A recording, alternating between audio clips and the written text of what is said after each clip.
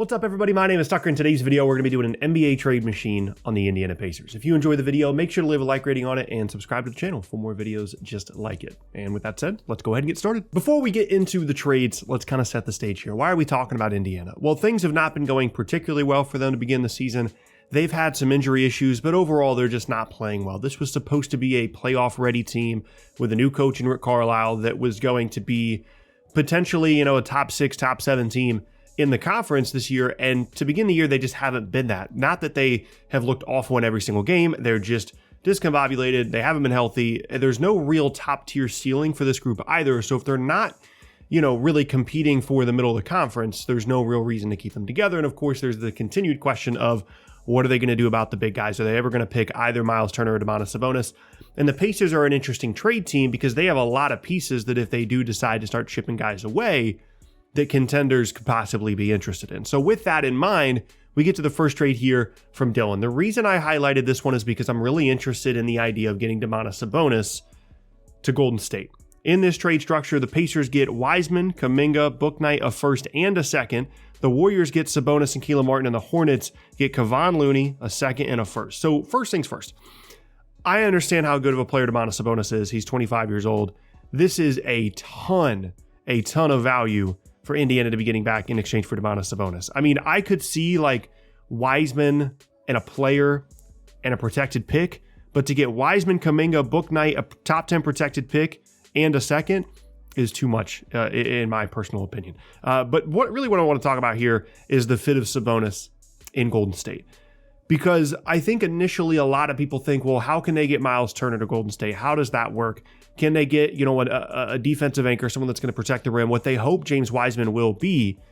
But to me, in terms of how the Warriors play, you'd almost rather have Sabonis at the 5 because of his ability to pass, because each of those guys can space a little bit. Sabonis is not going to be, like a crazy good three-point shooter or anything, but he can space in the mid-range a little bit for you, and he's a much better passer than Turner is, despite not being as good of a rim protector as Turner is. But from a rim protection standpoint, from a defense standpoint, the Warriors have been really good just with positional defense and not having one single fantastic rim protector on the floor.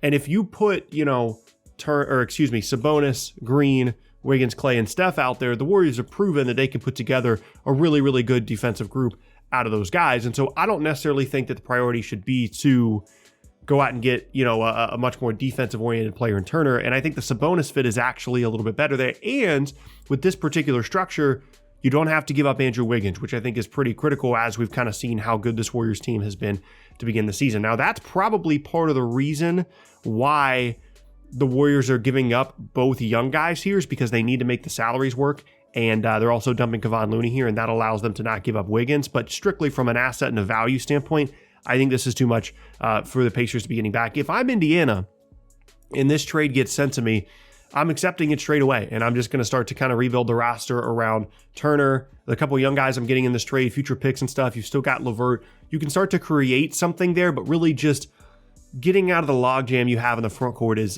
the priority here in this trade. I think it does a good job of it. What I don't understand is happening here is why Charlotte is giving up Bouknight, a guy that they just drafted for Looney, who's an older big, who helps them, but he's not that big of a deal. And then a top 10 protected Warriors pick in 2022 that's going to be in the 20s. I don't really see a reason for them to be here, but apart from that, I think it's an interesting trade, and theoretically, the idea of Sabonis in Golden State is a super, super interesting concept to me, and Dylan, I appreciate you sending the trade. Next up, we have a trade that I created once again involving Domantas Sabonis, and in this one, the Pacers are getting Marcus Smart, Robert Williams, and a first in exchange for TJ McConnell and Domantas Sabonis to Boston. So this is what we always talk about with these trade machine videos. There's going to be a lot of variance in terms of the value these teams are getting in return for someone like Domantas Sabonis. Obviously, they're getting much less here than they were in the previous Warriors trade. But Robert Williams is someone that you can grow and develop as a big. Obviously, the fit next to Miles Turner is not ideal, but if you're making moves like this, it's kind of under the assumption that you're going to make some significant changes to the roster. So if you're trading Sabonis, maybe you trade Turner as well. And really, Williams was just the best young asset that I could find on Boston's roster. And then you get Smart as well, and you get the future pick in addition. And really, for me, this trade was about what can Boston do to try and raise the ceiling of this group? Because I think scoring is really an issue for them. Even as good as Tatum and Brown are, they need some level of interior scoring, and being able to give the ball to Sabonis in the post and have him work against smaller guys, and having a really, really good ball screen guy like Sabonis and someone that you can initiate offense out of the post. I think they can do a lot with that offensively. And yes, you're losing Smart and you're losing Robert Williams, but at a certain point, you just have to advocate for shaking up the roster in some way. And again, the biggest issue for me, again, it's a trade that I created, is just that the Williams-Turner fit isn't ideal. But when you try to make a Sabonis trade with Boston, which is where I started with this, unless it's like Marcus Smart and Romeo Langford and Nesmith and some picks, which is a structure you could explore here, there's just not a ton of great assets on this Boston roster that aren't Jaylen Brown and Jason Tatum, and I don't think they're moving either of those guys. So in this scenario, Indiana gets a guy that's just an asset for them in Williams. They get Marcus Smart, who they can move on from later as well, or he can just be a nice player for them as they try and figure out what they want to do with the roster moving forward. And then that pick could potentially be valuable. I mean, if Boston continues to be, a low-seeded playoff team, that could potentially be a pick, in the teens that Indiana could use to continue to add to this group. So it's not a perfect fit, but really, the situation in Indiana isn't perfect in the first place when it comes to them making different trades. And so really for me, this was about exploring that Sabonis fit in Boston than anything else. Next up now, we have a trade from Alex in which the Pacers are getting Harrison Barnes, Marvin Bagley, and a lottery protected first in 2023 from Sacramento, and the Kings are getting Jeremy Lamb and Domantas Sabonis. So for the Kings, this is about clearing some things out from a roster perspective and creating a cleaner fit alongside De'Aaron Fox, Buddy Hield, Davion Mitchell, Tyrese Halliburton. You've got all of your guards, and it's about here are guards, and now we've got, Rashawn Holmes in the middle, Domantas Sabonis at the 4, and then Domantas Sabonis against second units at the 5 as well, and pairing De'Aaron Fox and Buddy Hield and those guys with another legitimate all-star caliber player, I should say. No offense to Harrison Barnes, who's been really good. He's not an all-star caliber player. And then Marvin Bagley, we know about his struggles in Sacramento in the pick here as well. So you could argue that Sacramento's given up a lot because Harrison Barnes has been really good. Bagley has some level of value, I'd imagine, and a future pick. But this is an organization that desperately wants to make the playoffs. They're tired of having this, lack of a postseason streak hanging over them, and they want to make it. They want to be at least a play-in team. And I do think that this raises their ceiling. You could argue about, the fit defensively and how Sabonis and Holmes work together and what you're going to do with those two guys. But when it comes down to it, they've got plenty of playmakers and scorers in the backcourt. They need a little bit more of a punch inside, and as good as Harrison Barnes has been for them, I do think this raises their ceiling, and if Jeremy Lamb comes back and is healthy, he can help them as a shooter and a floor spacer as well. For Indiana, you're getting some future value here in exchange for Sabonis. You're getting Bagley, who could be something down the road, certainly an exciting player. Again, the fit with Turner isn't ideal, but it's similar to the Robert Williams thing where it's like, let's just get value here.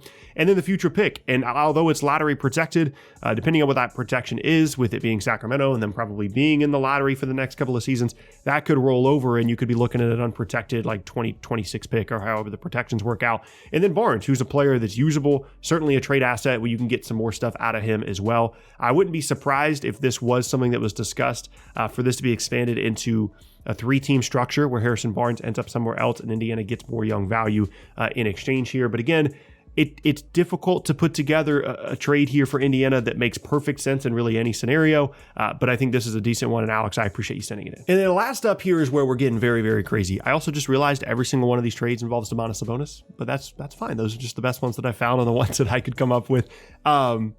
This is where we're just getting weird. I was looking, I was like, what other teams are looking for bigs? What other teams can realistically say, we need a ceiling raiser in the front court? And obviously Utah's not that team. They've got Rudy Gobert, but I wanted to find something here because the mindset was Utah's probably tired of constantly just like disappointing the postseason. They need to raise their ceiling, right? They're clearly not in the top 2 in the West right now when it comes to Golden State and Phoenix. How can they raise their ceiling to be a legitimate championship level team? And so I was thinking, well, if there's someone that's going to be available, maybe it is Sabonis, maybe it is Turner. Ideally, in this scenario, you would get Sabonis. The Turner-Gobert fit doesn't work extremely well there. So I was like, Joe Ingles is salary filler. He's fallen off for them lately. 2 decent young guys, I guess, they have on the roster, and then the 2 picks that Utah could potentially trade, and let's get Sabonis. And here's the thought process. Obviously, Utah has gone more to this structure where they're spreading the floor, and it's Gobert rolling to the rim, and they've got all these shooters and all these spacers, and that's fine. And bringing in Sabonis obviously disrupts that a little bit. But the concept and the idea is twofold here. One, you can overwhelm teams with size on the offensive end of the floor if you start both Sabonis and Gobert together. You're going to absolutely punish teams on the offensive glass. Yes, you're going to lose a little bit of that spacing, but you have some precedent here going back to when they would, run favors and Gobert together. They have the ability to at least make something like that work. You'll be good defensively. But also, one of the issues with Utah in the postseason, everybody talks about how Gobert gets run off the floor and ball screens and things like that, but they don't have a player that can punish small units on the offensive end of the floor. Other teams can go small against Utah and they don't really get punished for it. But if you start rolling Domantas Sabonis out there at the 5 and teams want to switch, he will punish smaller players in the post as a passer, as a scorer.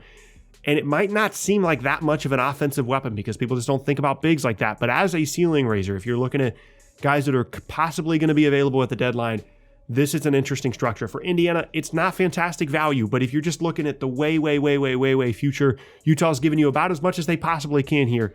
And this one, really, at the end of the day, bottom line, was just fun for me. Let's do something different. Let's not do the same stuff all the time. And that's why I kind of wanted to explore that Jazz fit. So I hope you guys enjoyed the trades. Hope you enjoyed the video. And thank you again to everybody that sent those in. And yeah, that's going to be the end of today's video. Hope you guys enjoyed it. If you did, make sure to leave a like rating on it. Check out my other videos as well with the box on screen. Once again, my name is Tucker. Hope you guys have an awesome rest of your Sunday and rest of your weekend. And I will see you all next time.